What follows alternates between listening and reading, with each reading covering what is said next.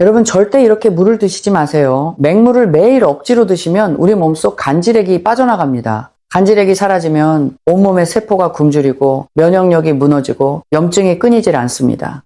그런데 우리나라 어르신 10분 중 7분이 이 사실을 모르고 계십니다. 국내 한 대학병원 내과 연구팀이 6년간 추적 조사한 결과입니다. 오늘 이 진실을 남김없이 알려드리겠습니다. 그렇다면 왜 이런 일이 벌어질까요?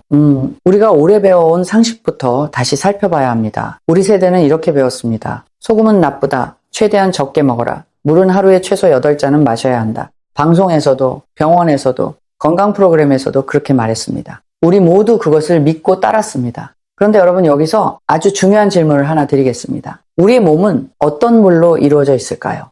맹물일까요? 아니면 소금물일까요? 정답은 소금물입니다. 이거 정말 중요한 이야기입니다. 성인의 몸은 체중의 약 58%가 수분입니다. 그런데 그 수분이 순수한 맹물이 아닙니다. 0.9% 농도의 소금물입니다. 병원에서 수액을 맞을 때 쓰는 바로 그 용액, 생리 식염수와 같은 농도입니다. 이걸 쉽게 비유해 볼까요? 우리 몸속 체액은 마치 된장국 국물과 비슷합니다. 된장국에 간이 맞아야 맛있듯이 우리 몸속 체액도 적절한 소금기가 있어야 제대로 작동합니다. 맹물만 계속 부으면 국물이 싱거워지듯이 우리 몸도 마찬가지입니다. 우리 몸은 이 0.9% 농도를 유지하기 위해 끊임없이 작동하고 있습니다. 이 농도가 흐트러지면 즉시 수정에 들어갑니다. 그렇다면 맹물을 억지로 많이 마시면 어떻게 될까요?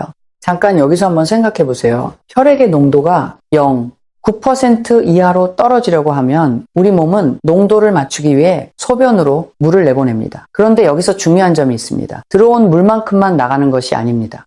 우리 몸이 농도를 맞추려고 이미 체내에 있던 수분까지 함께 내보냅니다. 이것이 쌓이고 쌓이면 어떻게 되겠습니까? 처음에는 소변만 자주 보던 것이 시간이 지나면서 몸속 수분이 점점 부족해집니다. 맹물을 매일 마셨는데도 오히려 탈수 상태가 됩니다. 이것을 쉽게 말하면 물은 많이 들어오는데 소금기가 너무 적어서 생기는 문제입니다. 놀라셨죠? 저도 이 사실을 처음 알았을 때 정말 충격이었습니다. 물이 건강에 해로울 수도 있다니요. 하지만 이것이 사실입니다. 맹물을 억지로 많이 마실 때 그렇다는 것입니다. 우리 몸이 원하는 것은 단순한 물이 아니라 소금이 적절하게 들어있는 물입니다. 자, 이제 우리 몸의 체액 구조를 좀 더 자세히 알아보겠습니다. 이것을 이해하시면 간질액이 왜 그렇게 중요한지 바로 아시게 됩니다. 성인의 몸에 있는 수분은 크게 세 곳에 나뉘어 있습니다. 첫째, 세포 안에 있는 수분입니다. 전체 체수분의 약 38%를 차지합니다. 체중이 60세 정도 되시는 분이라면 약 14 정도의 수분이 세포 안에 있습니다. 둘째, 혈액 속에 있는 수분입니다. 전체 체수분의 약 5%입니다. 우리가 혈압으로 측정할 수 있는 부분이죠. 셋째, 세포와 세포 사이를 채우는 수분입니다. 이것을 간질액이라고 합니다. 전체 체수분의 약 15%를 차지합니다. 체중이 60세 정도라면 약 5.7 정도의 수분이 세포들 사이사이에 있습니다. 이것이 오늘의 핵심입니다. 이 간질액이 반드시 0.9% 소금물 농도여야 합니다. 이 농도가 흐트러지면 우리 몸 전체가 삐걱거립니다. 이제 간질액의 역할을 자세히 알아보겠습니다. 이것을 이해하시면 왜 간질액이 그토록 중요한지 완전히 이해하시게 됩니다. 간질액의 역할은 크게 세 가지입니다. 첫 번째 역할, 산소와 영양소를 세포에 전달하는 통로입니다. 우리 몸 구석구석에는 아주 가느다란 혈관이 뻗어 있습니다. 이 혈관이 산소와 영양소를 배달합니다. 그런데 혈관이 세포 안으로 직접 들어갈 수는 없습니다. 비유를 하나 들어볼까요? 혈관은 물건을 가득 실은 택배 트럭과 같습니다. 네, 세포는 물건을 기다리는 집입니다.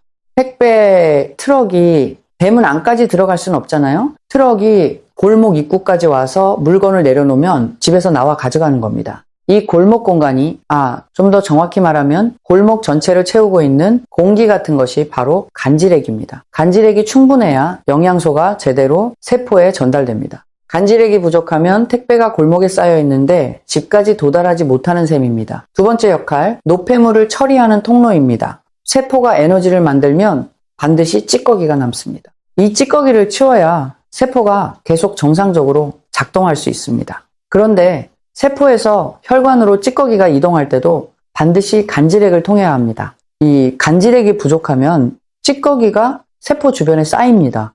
마치 쓰레기차가 안 오는 동네처럼 쓰레기가 쌓이고 쌓이면 결국 동네 전체가 악취로 뒤덮이듯이 세포도 자기가 만들어낸 독소에 둘러싸이게 됩니다. 이것이 만성염증의 원인이 됩니다. 여기까지 따라오고 계시죠? 좋습니다. 세 번째 역할, 면역세포들의 이동 통로입니다. 우리 몸의 면역세포들은 몸 전체를 순찰합니다. 세균이 침입하면 즉시 달려갑니다. 이 면역세포들이 이동하는 통로 중 하나가 바로 간질액입니다. 비유하자면 간질액은 순찰차가 달리는 도로와 같습니다. 도로가 좁아지거나 막히면 순찰차가 제때 도착하지 못하듯이 간질액이 부족하면 면역세포들의 이동이 느려집니다. 면역력이 떨어지는 것입니다. 자, 여기까지 정리를 한번 해볼까요? 간질액은 우리 몸에서 세 가지 핵심 역할을 합니다. 영양소 배달, 찌꺼기 처리, 면역 순찰. 이 세 가지가 동시에 무너지면 몸이 어떻게 될까요?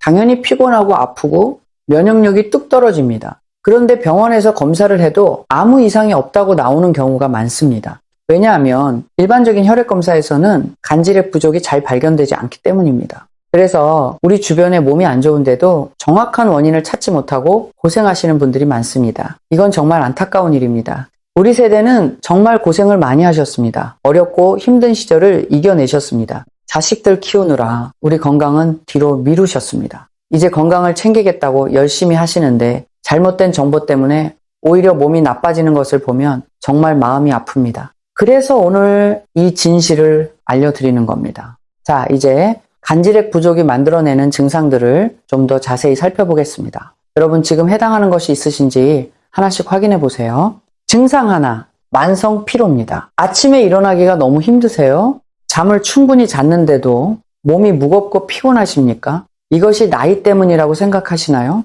단순히 나이 때문이 아닐 수 있습니다. 간질액이 부족하면 세포에 산소와 영양소가 제대로 전달되지 않습니다. 세포 안에 있는 에너지 발전소가 연료를 공급받지 못하는 겁니다. 마치 장작을 넣지 않은 아궁이처럼 불이 약해지는 것과 같습니다. 에너지가 충분히 만들어지지 않으니 우리가 느끼는 것은 바로 피로입니다. 증상 둘, 손발이 차가워집니다. 손끝, 발끝이 항상 차가우세요? 여름에도 손발이 시리신가요? 양아항이다. 차가워 정발이 시리신가요? 많은 분들이 이것을 체질 탓으로 알고 계십니다. 물론 체질적인 이유도 있을 수 있습니다. 하지만 간질액 부족도 주요 원인 중 하나입니다. 우리 몸의 말단 부위, 즉 손끝과 발끝은 혈액이 가장 늦게 도착하는 곳입니다. 간질액이 부족하면 우리 몸은 심장과 뇌 같은 중요한 장기부터 먼저 챙깁니다. 그러다 보니 손발에는 혈액이 충분히 가지 못합니다. 증상 셋, 반복적인 염증입니다. 여기저기 자꾸 염증이 생기시나요? 입안에 염증이 생겼다, 나으면 또 생기고 피부에 작은 염증이 끊이지 않고 상처가 잘 낫지 않으시나요? 간질액이 부족하면 면역세포들의 이동이 느려지고 동시에 찌꺼기가 세포 주변에 쌓입니다. 이 찌꺼기가 염증을 일으킵니다. 증상 넷, 소화불량입니다. 밥을 먹으면 더부룩하고 속이 자주 불편하신가요? 소화기관의 세포들도 간질액을 통해 영양을 공급받습니다. 간질액이 부족하면 소화기능이 떨어집니다. 이해되시죠? 증상 다섯, 피부 건조입니다. 보습제를 아무리 발라도 피부가 거칠고 탄력이 없으시다면 간질액 부족의 신호일 수 있습니다. 증상 여섯, 이유 없는 두근거림입니다. 가만히 있는데도 심장이 두근거리신다면 간질액이 부족해서 심장이 더 빠르게 뛰려는 반응일 수 있습니다. 지금 여러분은 이 증상들 중에 몇 가지나 해당되셨나요? 하나 이상이라면 간질액 부족을 의심해 보셔야 합니다. 그런데 여러분, 이런 경험 한번 있으셨을 겁니다. 주변 분들과 만나면 서로 건강 이야기를 하시잖아요. 그때 나만 유독 피곤하고 여기저기 아프다고 하면은 좀 기분이 어떠세요? 또래분들은 산에도 다니시고 여행도 다니시는데 나만 몸이 안 따라주니까 말하기도 어려우시잖아요. 이것이 바로 체면 때문입니다. 우리 세대에게 체면은 정말 중요합니다. 남들 앞에서 건강하고 당당한 모습을 보여드리고 싶으시잖아요. 그런데 원인을 모르면 해결할 수가 없습니다. 오늘 이 원인을 정확히 아시면 또래보다 더 건강해지실 수 있습니다. 주변에서 비결이 뭐냐고 물어보실 겁니다. 그때 이 이야기를 해주시면 됩니다. 자신 있게요. 이제 간질액이 부족해지는 원인들을 좀 더 넓게 살펴보겠습니다. 맹물과 저염식만이 원인이 아닙니다. 다른 원인들도 있습니다. 원인 하나, 맹물 과다 섭취와 극단적인 저염식입니다. 이것은 이미 자세히 설명드렸습니다. 가장 흔한 원인입니다. 원인 둘, 이것도 꽤 중요한 이야기인데요. 만성 긴장 상태입니다. 긴장 상태가 오래 지속되면 우리 몸에서 긴장 관련 분비물이 계속 높은 상태가 됩니다. 이 상태에서는 간질액이 빠르게 소모됩니다. 우리 세대는 은퇴 후에도 걱정이 참 많으시잖아요. 건강 걱정, 경제적 걱정, 자녀 걱정, 이런 만성적인 마음의 부담이 간질액을 소모하고 있습니다. 원인 셋, 수면 부족입니다. 우리가 잠을 자는 동안 우리 몸은 아주 중요한 작업을 합니다. 세포를 수리하고 찌꺼기를 청소하고 간질액을 재충전합니다. 그런데 여러분, 여기서 최근 밝혀진 놀라운 사실 하나를 알려드리겠습니다. 우리 뇌에는 잠잘 때만 작동하는 특별한 청소 시스템이 있습니다. 이 시스템이 뇌세포 사이에 있는 간질액을 흐르게 해서 뇌 속 노폐물을 씻어냅니다. 이 청소 시스템이 제대로 작동하려면 반드시 두 가지가 필요합니다. 충분한 수면과 적절한 간질액 농도입니다. 잠이 부족하면 이 청소가 제대로 안 됩니다. 뇌에 찌꺼기가 쌓이면 기억력이 떨어지고 머리가 멍해집니다. 하루 7시간에서 8시간 수면이 권장됩니다. 6시간 미만이라면 만성 수면 부족 상태입니다. 간질액이 제대로 충전되지 않고 있을 수 있습니다. 이건 정말 중요한 이야기인데요. 우리 어르신 세대에서 깜빡깜빡 잘 잊으시는 분들 중에 상당수가 이 뇌청소 시스템이 제대로 작동하지 않아서 그런 것일 수 있습니다. 무섭죠?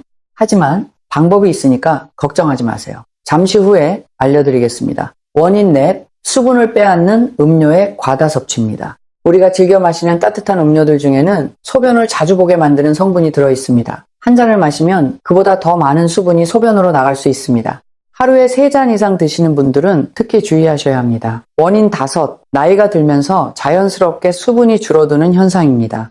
젊을 때는 체중의 58%가 수분이지만 나이가 들면 52% 정도까지 줄어들 수 있습니다. 또한 나이가 들면 갈증을 느끼는 감각이 둔해집니다. 목이 마른데도 잘 모르시는 거죠.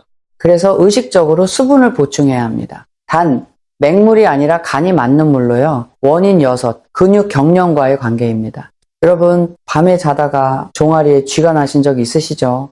이것이 단순한 근육 피로 때문일 수도 있지만 간질액 속 전해질 균형이 깨져서 그런 경우도 많습니다. 국내 한 재활의학과 연구팀의 조사에 따르면 야간 근육 경련을 호소하는 어르신의 약 63%가 체액 내 전해질 불균형 상태였습니다. 소금을 극단적으로 줄이면 간질액 속 전해질 균형이 깨지고 근육이 제대로 이완되지 못해서 경련이 생기는 겁니다. 자, 여기까지 간질액이 부족해지는 원인들을 알아봤습니다. 정리하면 맹물 과다 섭취, 극단적 저염식, 만성 긴장, 수면 부족, 수분 빼앗는 음료, 노화에 따른 수분 감소, 전해질 불균형, 이런 것들이 우리 간질액을 위협하고 있습니다. 이제 많은 분들이 궁금해하시는 저염식 이야기를 좀 더 해보겠습니다. 왜 저염식이 유행하게 됐는지, 그리고 왜 그것이 모든 사람에게 맞는 것이 아닌지 말씀드리겠습니다. 어디서부터 말씀드릴까요? 1980년대부터 전 세계적으로 저염식 움직임이 시작됐습니다. 소금을 많이 먹으면 혈압이 오르고 심장에 무리가 간다는 조사 결과들이 나왔습니다. 그래서 각국에서 소금 섭취를 줄이라고 권하기 시작했습니다. 우리나라에서도 소금은 나쁘다, 짠 음식은 독이다, 이런 이야기가 방송과 병원을 통해 퍼졌습니다. 우리 모두 그것을 따랐습니다. 그런데 이 조사에는 중요한 전제가 있었습니다. 조사 대상이 이미 혈압이 높은 분들이었습니다. 또는 이미 콩팥 기능이 나빠진 분들이었습니다. 이런 특정한 상태의 분들에게는 소금을 줄이는 것이 도움이 됩니다. 하지만 이것이 모든 사람에게 해당되는 이야기는 아니었습니다. 최근에는 오히려 이런 조사 결과도 나오고 있습니다. 국제적으로 저명한 의학 학술지에 실린 대규모 추적 조사에서 소금을 하루 작은 숟가락 반도 안 되는 양으로 극단적으로 적게 먹은 집단이 적당히 먹은 집단보다 심혈관 질환 발생률이 오히려 1.27배 높았습니다. 너무 적어도 문제가 된다는 것입니다. 이것은 우리가 오래 배워온 상식과 정반대입니다. 잠깐 오해하시면 안 됩니다. 극단적으로 짜게 드시라는 것이 아닙니다. 지나친 것은 무엇이든 나쁩니다. 하지만 소금을 두려워해서 극단적으로 적게 드시는 것, 그것도 마찬가지로 문제가 됩니다. 우리 몸에는 놀라운 자동 조절 장치가 있습니다. 혈압이 너무 높아지면 소금을 소변으로 내보내서 낮추고 너무 낮아지면 소금을 다시 흡수해서 올립니다. 콩팥 기능이 정상인 분들은 이 장치가 잘 작동합니다. 식사에서 소금을 조금 많이 드셨다고 혈압이 갑자기 확 오르지 않습니다. 우리 몸이 알아서 조절하니까요. 물론 예외가 있습니다. 콩팥 기능이 저하된 분들, 이미 혈압이 높은 분들은 이 조절 장치가 잘 작동하지 않을 수 있습니다. 이런 분들은 반드시 담당 전문의 지도 아래에서 소금 섭취를 결정하셔야 합니다. 하지만 대부분의 건강한 분들에게는 음식간을 자연스럽게 맞춰 드시는 것이 전혀 문제가 없습니다. 오히려 지나친 저염식이 문제입니다. 그리고 여기서 한 가지 더 알아두셔야 할 것이 있습니다. 우리 뼈 건강과 소금의 관계입니다. 이건 잘 알려지지 않은 사실인데요. 국내 한 정형외과 학회 학술대회에서 발표된 자료에 따르면 극단적인 저염식을 3년 이상 지속한 여성 어르신들의 골밀도가 정상 식사를 하신 분들보다 평균 8.4% 낮았습니다. 저도 이 사실을 알고 정말 안타까웠습니다. 왜냐하면 우리 몸이 체액의 소금 농도를 유지하기 위해 뼈에 저장된 칼슘과 소금을 빼내어 쓰기 때문입니다. 뼈에서 소금을 빌려 쓰는 셈이죠. 이것이 장기적으로 뼈를 약하게 만들 수 있습니다. 우리 세대에서 골다공증이 많은 이유 중 하나가 바로 이것일 수 있습니다. 이건 정말 중요한 이야기입니다. 우리 어머니 세대, 아버지 세대 분들이 넘어져서 뼈가 부러지시면 회복이 정말 힘듭니다. 자식들에게 짐이 되고 싶지 않으셨을 텐데 건강하려고 소금을 줄인 것이 오히려 뼈를 약하게 만들었을 수도 있다니 참 안타깝습니다. 여러분, 혹시 주변에서 이런 말 들어보셨나요? 소금을 좀 더 드시라고 하면 놀라시는 분들이 많으십니다. 나트륨이 나쁘다고 수십 년을 배웠으니까요. 하지만 과학은 발전합니다. 예전에는 맞다고 여겼던 것이 새로운 연구로 바뀌기도 합니다. 중요한 것은 최신 과학에 기반한 올바른 정보를 따르는 것입니다. 그리고 한 가지 더 알아두셔야 할 것이 있습니다. 소금과 근육 건강의 관계입니다. 나이가 들수록 근육이 줄어드는 것은 자연스러운 현상입니다. 그런데 근육이 정상적으로 수축하고 이완하려면 세포 안팎의 전해질 균형이 필수적입니다. 간질액 속에 적절한 소금기가 있어야 근육 신호가 제대로 전달됩니다. 소금을 극단적으로 줄이면 이 신호 전달이 약해져서 근육이 제 힘을 발휘하지 못합니다. 똑같이 운동을 해도 효과가 떨어지는 겁니다. 우리 세대에서 걷기 운동을 열심히 하시는데 근력이 안 붙는다고 느끼시는 분들, 혹시 극단적인 저염식을 하고 계신 것은 아닌지 한번 돌아보세요. 또 하나 중요한 것이 있습니다. 간질액과 기분의 관계입니다. 이건 최근에야 밝혀지기 시작한 내용인데요. 간질액의 전해질 균형이 깨지면 뇌의 신경 전달 물질 작용에도 영향을 줍니다. 쉽게 말하면 이유 없이 우울하거나 짜증이 나거나 의욕이 없어지는 증상이 나타날 수 있습니다.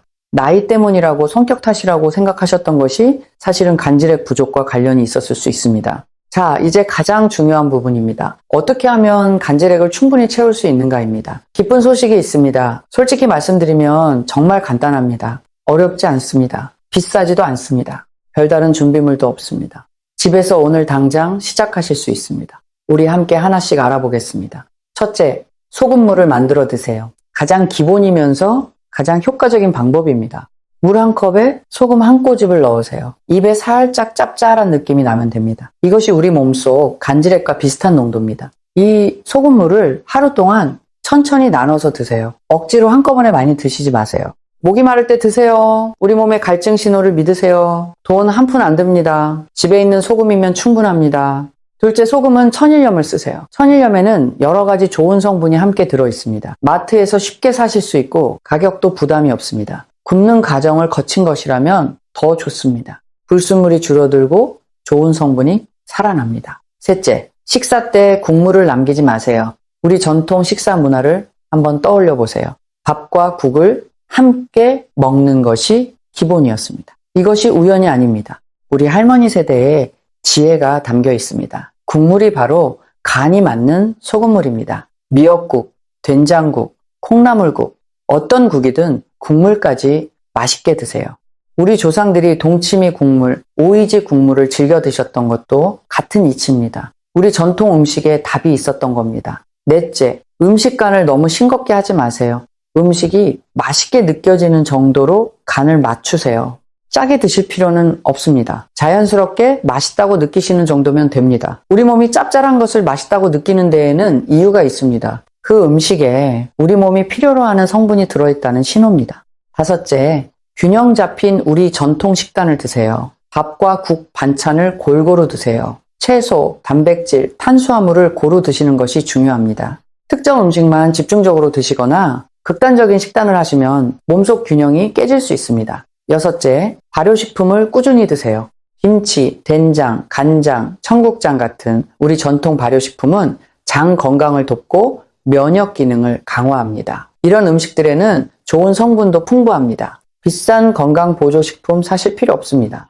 우리 집 냉장고에 이미 있는 것으로 충분합니다. 여기까지 잘 따라오고 계시죠? 좋습니다. 계속하겠습니다. 7째, 수분을 빼앗는 음료를 드신 후에는 반드시 보충하세요. 음료를 드신 후에는 소금물 1컵이나 국물을 드세요. 빠져나간 수분과 소금기를 보충해 주는 겁니다. 이 습관 하나가 우리 간질액을 지키는데 큰 도움이 됩니다. 8째, 잠을 충분히 주무세요. 앞서 말씀드린 것처럼 잠자는 동안 우리 뇌의 청소 시스템이 작동합니다. 간질액이 충전됩니다. 7시간에서 8시간 수면을 목표로 하세요. 잠자기 1시간 전에 따뜻한 소금물을 1컵 드시면 수면 중 간질액 충전에도 도움이 됩니다. 9째, 계절에 따라 소금 섭취를 조절하세요. 이것은 많은 분들이 모르시는 부분인데요. 여름철에는 땀을 통해 소금기가 많이 빠져나갑니다. 여름에는 평소보다 조금 더 간을 맞춰 드시는 것이 좋습니다. 반대로 겨울에는 활동량이 줄고 땀이 적으니 조금 덜 짜게 드셔도 됩니다. 우리 몸에 맞춰 유연하게 조절하시면 됩니다.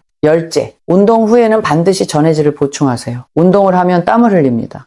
땀에는 수분과 함께 소금기, 칼륨 같은 성분도 빠져나갑니다. 운동 후에 맹물만 마시면 이런 성분이 보충되지 않습니다. 운동 후에는 소금물이나 국물을 드세요. 간단한 방법으로는 물 1컵에 소금 반 꼬집과 꿀을 조금 넣어 드시면 됩니다. 집에서 만드는 간편한 전해질 보충 음료입니다. 자, 이렇게 정리하고 보니 참 쉽죠? 이 10가지 방법은 모두 돈이 거의 안 듭니다.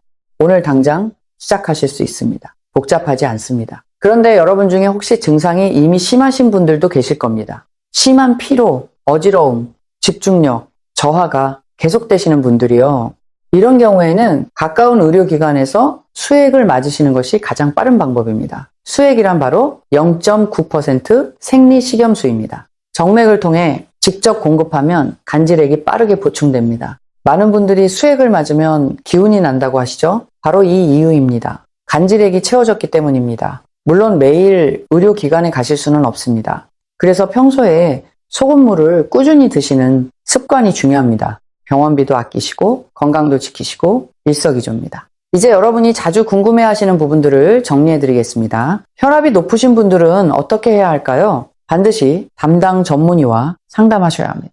혈압이 높은 원인과 상태에 따라 다릅니다. 오늘 말씀드린 내용은 일반적인 건강정보이지 개별 의료 지도가 아닙니다. 꼭 전문의와 상의하세요. 콩팥이 안 좋으신 분들은요, 콩팥 기능이 저하된 분들은 소금을 제대로 처리하지 못할 수 있습니다. 이 경우에는 오늘 말씀드린 방법을 그대로 따라하시면 안 됩니다. 반드시 콩팥 전문의와 상담하세요.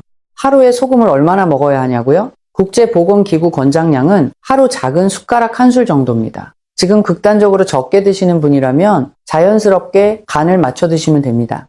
음식이 맛있게 느껴지는 정도가 우리 몸이 보내는 적정 신호입니다. 맹물을 완전히 끊어야 하느냐고요? 아닙니다. 맹물도 드셔도 됩니다. 다만 억지로 목표량을 채우려고 많이 드시지는 마세요.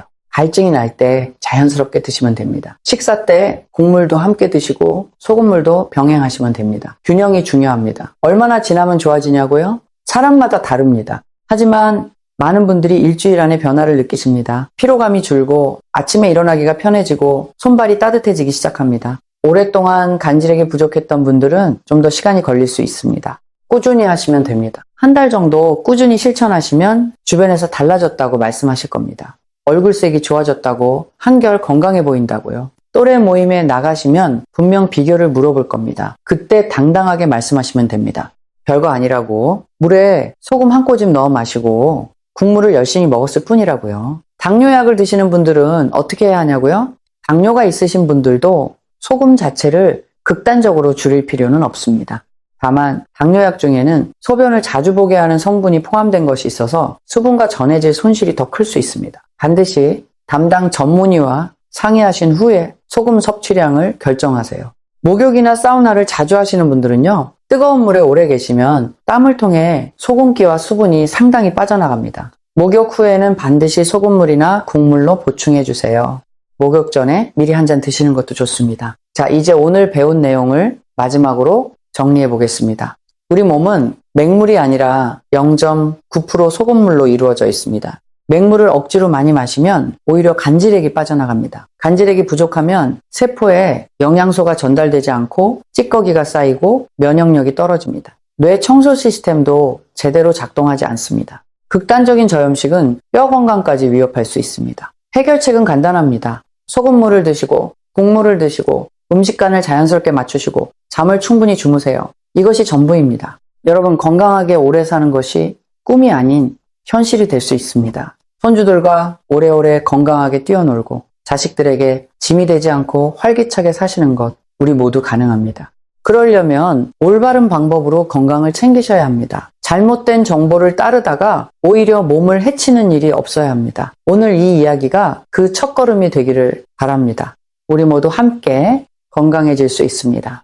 마지막으로 한 가지만 더 당부드리겠습니다. 오늘 이 내용을 주변 가족분들, 친구분들과 꼭 나눠주세요. 여러분 주변에 맹물을 억지로 많이 드시면서 건강이 나빠지고 계신 분이 있을 수 있습니다. 그분에게 이 이야기를 전해주세요. 진심으로 도움이 될 수 있습니다. 오늘 이야기가 도움이 되셨다면 좋아요와 구독 부탁드립니다.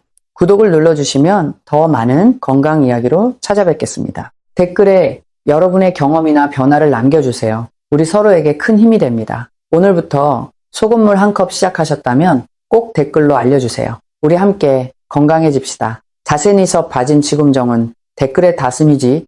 건강 지키시고 행복하세요.